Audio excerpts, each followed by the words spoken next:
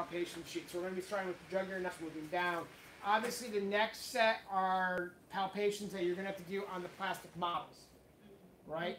If you see the term demifacet, that's the same thing as the costal facet. All right, it's the same thing. So where it says superior and inferior demifacets, that means where it's articulating with the rib, the costal facet. It's the same thing, just different words.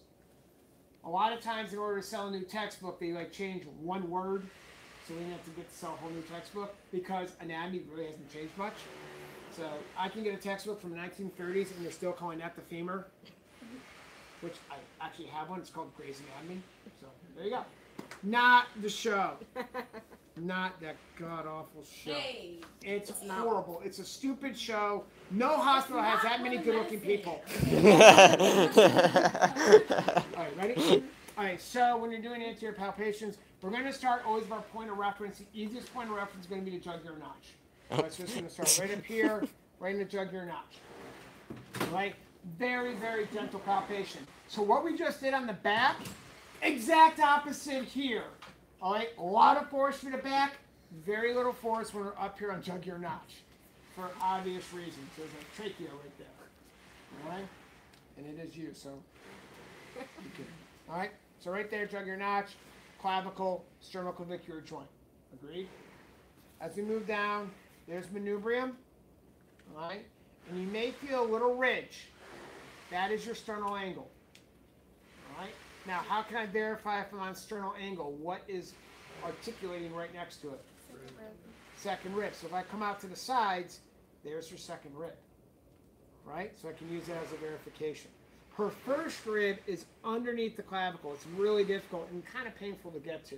So if there's a clavicle, I can actually kind of get up and underneath it. That's first rib. Not a very fun palpation to get to. It's only weird shaped also, so yeah, forget it. So right there, sternal angle, second rib, manubrium. This is sternal body. Again, depending on the type of person you're palpating, you may just have to end your palpation here. That's fine. All right. If you can palpate the rest of the sternal body, that's good. If you need them to come up from the opposite side, we come up from the opposite side. And it's really easy because I can just find the bottom of the rib cage right here.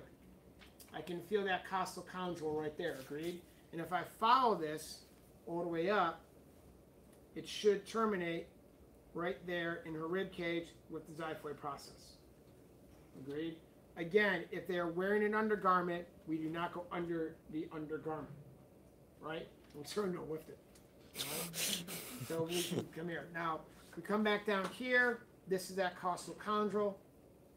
Because we have the ribs that are actually coming here. They're conjoining to cartilage. And then that is actually attaching up into the sternal body. Agreed? So after we palpate the sternum here, we palpate inferiorly. The next palpation we're going to do, and by the way, never palpate opposite side. Never palpate contralateral. Always palpate ipsilateral. Because I'm not going to be doing this on the patient. Just for smart. So what I'm going to do is I'm going to come over here. I'm going to palpate exactly, have them elevate one arm. It will expose the ribs on the side.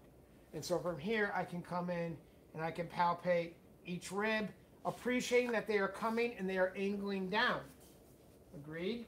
We talked about that. So they're actually set up like this and they're angling down, rib, rib. And if I get in between the two ribs, intercostal muscles, agreed? How can I make the intercostal become more prominent? What do I have her do? Deep breath. Deep breath. There you go. And you'll feel the ribs move and elevate. Right? So you can just do a couple layers right there. Again, if there is tissue in the way, you can either just stop your palpation, have the patient move the tissue if you want to. If you need to. If you really think, hey, I think you might have broken a rib or done something up there, have the patient come and move the tissue over. You do not. Okay, you're not moving any of that tissue. All right?